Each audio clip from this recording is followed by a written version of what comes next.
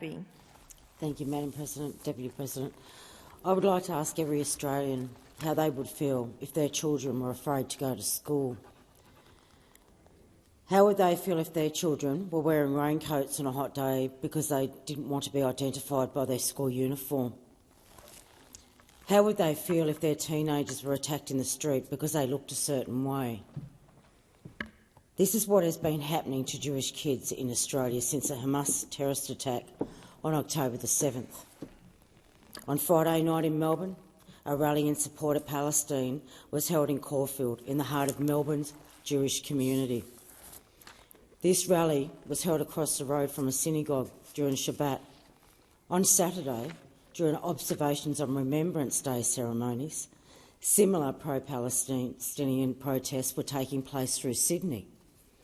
Every Australian has a right to protest peacefully, but holding rallies that raise temperature and spread hate is just so unacceptable, and it is so damn right un-Australian.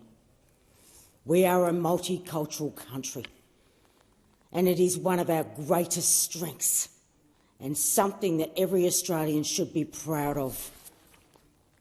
But there is a much deeper thing that is happening here, and I want to call it out today, and it's called racism. 2 weeks ago, of all things, Hitler posters started to pop up around Sydney's eastern suburbs. Swastika stickers appeared on walls near synagogues. Attacks on Jewish schools, businesses and people, and they're not just happening here. They're happening all over the world. I had the opportunity to speak to a Jewish mother on Friday who had to explain to her 6-year-old why there was a police van parked out the front of her school in this country. In this country. And by the way, this school already has security. How sad is that in this country? And other Jewish schools around Australia have the same thing. Once again, in this country. How shameful. Why do so many of Australian schools, synagogues and museums have to have 24-hour security? Because I'll tell you why. It's called antisemitism. And antisemitism has a long and horrid history that goes back thousands of years. It's the reason that Jews have been persecuted across the centuries. It's the reason that Jewish people fought so hard for a Jewish state. It's also the reason why brutal slaughter of October 7th hit Jewish people so hard. Whole families being murdered in cold blood just because they are Jewish. Hamas are nothing less than criminals and coward and murderers. They are terrorists. They are terrorists.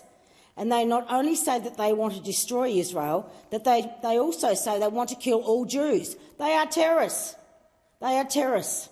And these attacks seem to be giving anti-Semitic people an excuse to attack and intimidate our Australian Jewish community.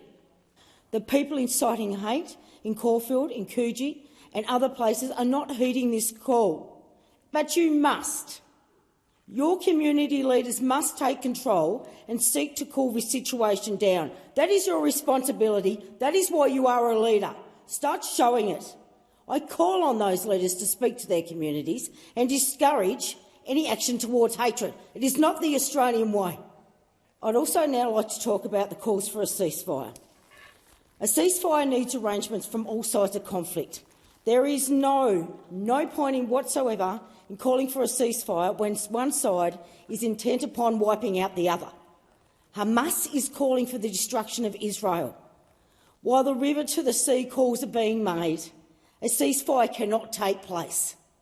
Despite this, the Israel Defence Force has been pausing hostilities to allow people to escape Gaza and to allow aid in. These pauses are helpful to those innocents caught in the crossfire. We are in a war, and unfortunately the innocents always pay the price. So you armchair critics calling for political solutions to an active conflict, I suggest you start paying a little bit more attention to the actions of Hamas. They are terrorists, and you cannot negotiate with terrorists. We do not have the picture in front of us that the Israel Defence Force has in front of it, especially how and where Hamas are using innocent civilians as human shields, launching rockets from schools, from mosques and hospitals, and how they're storing weapons inside critical civilian facilities. They should pay attention to what Hamas actions mean in international law, and especially Article 19 of the Fourth Geneva Convention. And while they are at it, they should have a look at what is taking place in Pakistan. Right now, Pakistan is arresting and deporting more than 1 million Afghan refugees. Afghans who fled the war and headed to Pakistan for safe harbour have been told they are no longer welcome there. They are being forced to leave while their homes are being bulldozed in front of them. Afghan women and children are being forced back into the arms of the Taliban terrorists. Back to the men of the Taliban who don't allow Afghan girls to go to school, don't allow women to work, and Taliban terrorists who kidnap Afghan girls, raping them and forcing them into marriage. Taliban terrorists who beheaded journalists and Western soldiers and then put it onto the internet for all of us to see. The same thing is happening in Lebanon with Syrian refugees that have been terrorised and murdered by ISIS. Human Rights Watch has reported that deportations of Syrian refugees from Lebanon this year have been the most severe yet. Police raids, arrests and deportations of people seeking refuge from war. Where are the armchair critics on that? Where are you? You've gone in silence. Because you are not calling out these terrorist groups. You are not calling out Hamas, the Taliban and ISIS. They're all the same. They're terrorists. They're murderers. Why aren't these actions being called out like those against Israel defending itself? The Israel Defence Force is one of the most scrutinised militaries in the world, and I am confident that if the Israel Defence Force does anything wrong, it will be held account. There is no doubt about that. I want you armchair critics in Australia to know this. You are part of the problem. You are part of the problem that is going on out in our streets. Have a good think about that and have a good look at yourselves in the mirror tonight. Because seriously, I've had a gutful of you. And there is way too many of you critics out there. You know what? If you've got so much to say, I say this to you. We are absolutely screaming for people to join our defence forces. Feel free to go and sign up and do something that is useful with your life once and for all. Thank you, Senator Lambie.